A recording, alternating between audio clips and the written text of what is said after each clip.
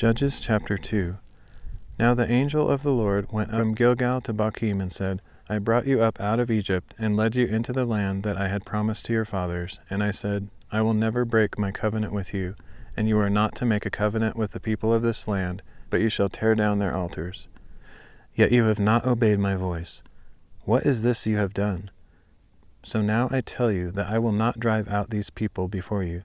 They will be thorns in your sides, and their gods will be a snare to you. When the angel of the Lord had spoken these words to all the Israelites, the people lifted up their voices and wept. So they called that place Bochim and offered sacrifices there to the Lord. After Joshua had dismissed the people, the Israelites went out to take possession of the land, each to his own inheritance. And the people served the Lord throughout the days of Joshua and of the elders who outlived him, who had seen all the great works that the Lord had done for Israel. And Joshua son of Nun, the servant of the Lord, died at the age of 110. They buried him in the land of his inheritance, at Timnath-Heres, in the hill country of Ephraim, north of Mount Gash. After that whole generation had also been gathered to their fathers, another generation rose up, who did not know the Lord, or the works that he had done for Israel.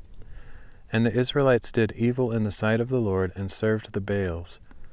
Thus they forsook the Lord, the God of their fathers, who had brought them out of the land of Egypt, and they followed after various gods of the peoples around them.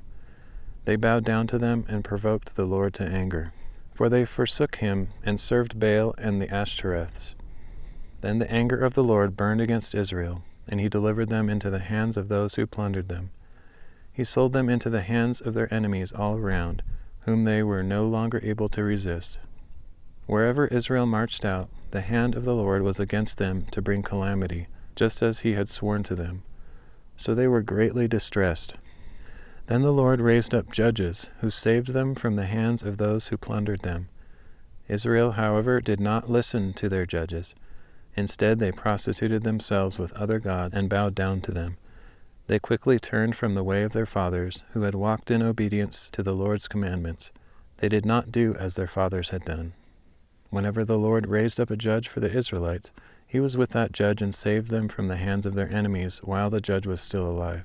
For the Lord was moved to pity by their groaning under those who oppressed them and afflicted them.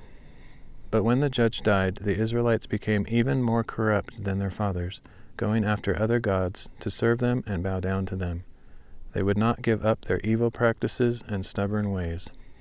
So the anger of the Lord burned against Israel, and he said, Because this nation has transgressed the covenant I laid down for their fathers, and has not heeded my voice, I will no longer drive out before them any of the nations Joshua left when he died.